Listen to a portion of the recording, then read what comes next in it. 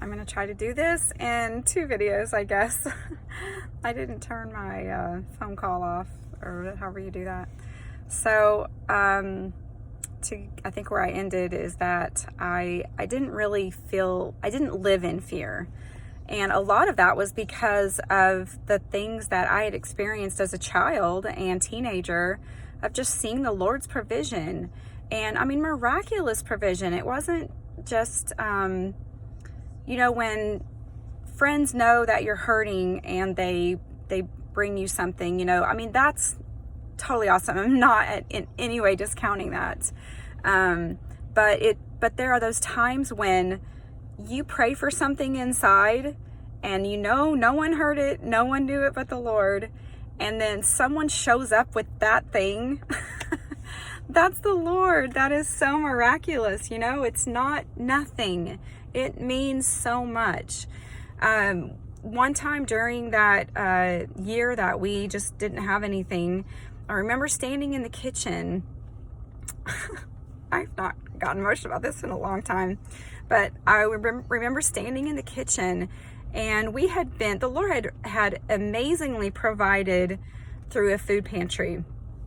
A close friend of mine, her mother-in-law ran her local food pantry, and so they would load up every time they would get their deliveries in. They would load up their car and bring us all kinds of food. But it was all packaged food. There was nothing fresh about it. There were a few homemade frozen meals, and that was about it as far as anything that you could consider kind of fresh. And we were extremely grateful for everything. But I remember just in my mind, I don't even know if it was a real prayer, like I didn't get on my knees. I don't think I said, "Dear God," and amen. It was just like, if I could just have some fresh fruit and vegetables, how awesome. That would just be so amazing. And a friend texted me and she said, "I left something on your doorstep." And I went out there and there was a grocery bag full of fresh fruit and vegetables. I can't make that up, You can't. That was a total God thing. And that was God to me saying, "I hear you and I see what you're going through. I see, the fear. I see the wonder of what's going to happen." And during that time, he did that over and over again. I went to church one day the night before. The gas light was on both of our cars. We literally had zero money, like maybe $1 or $2. And church was very, very close, a few blocks away. So we drove to church, and I was just like, "Lord, we just need some gas money just to get, back and forth to church." And we didn't really have anywhere else to go at that point. And I went to church that morning, and this lady randomly handed me a $25 Exxon gas card. And I said, "Thank you so much. We've, Brian lost his job. The housing market, there's nothing for him to do right now." And she said she had no idea. She didn't even know that we were suffering financially. She didn't know what was going on, had not a clue. She just said she woke up that morning and felt like she was supposed to give that card to somebody. And I was like, "Lord, you gave us that gas card. You gave us the gas money that we needed. You did it." And, it was just little things like that over and over and over again. You guys, his word is true. It is the same yesterday, today, and forever. He said that he works all things for good for those who love him and are called according to his purpose. We are honoring him in our lives and serving him and crying out to him. And, he says, "Trust in the Lord with all your heart and don't lean on your own understanding." Don't lean on what we see. Don't lean on, what the bank account says or what the news says. Trust in him with all of our hearts and don't lean on what we see. And he will guide our paths. He will direct us. his word is true. He follows through with what he says. And I can attest to that over and over and over again. And I want to leave with one final thing, that when Brian was working, he was, I think, selling insurance at the time. I remember he tried several different things, during that time. And of course, the economy wasn't great, so it was hard to find something good that would provide for our family. So he was going out of town trying to find jobs. And I had, I think, about $30 in my pocket. I had gotten some milk and stuff, and I think I ended up with, I had $30 total. We went to church. I took the kids to church, and on a Wednesday night, and a friend of mine there was going on vacation with her family. It was a vacation that they couldn't afford. Her husband had lost his job. He worked, I think, kind of part-time for the church, but it was something that his parents had paid for. Like, the whole vacation was paid for, pretty much.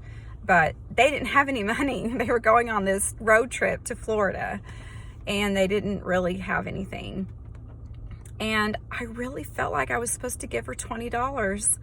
And I thought, Lord, $20 isn't very much. They had 4 kids, going on vacation. What's $20, but I just really felt like I was supposed to give it to her. And I wrote a little note, and I gave it to her.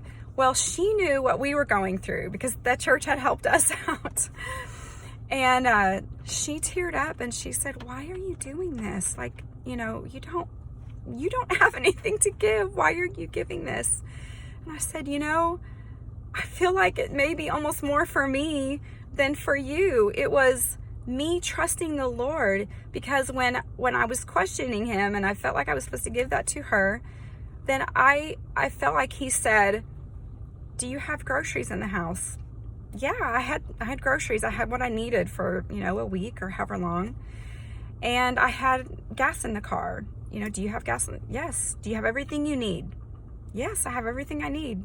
The bills are paid up to right now. I had everything I needed. So when I gave her that $20, I only had $10 left. And that was it. There was nothing in the bank account. It was the $10 and then whatever Brian would bring home with him. And it was just that moment of the Lord saying, you have everything you need. Don't worry about tomorrow. He means it when he says that. Don't worry about tomorrow. Just ask for what you need for today. And so I gave her that $20, and she was blessed and blown away. And I was blessed, and I was just encouraged by the Lord again that he sees and he's taking care of us. And what I learned during that time was just to ask what we need. What is our daily bread?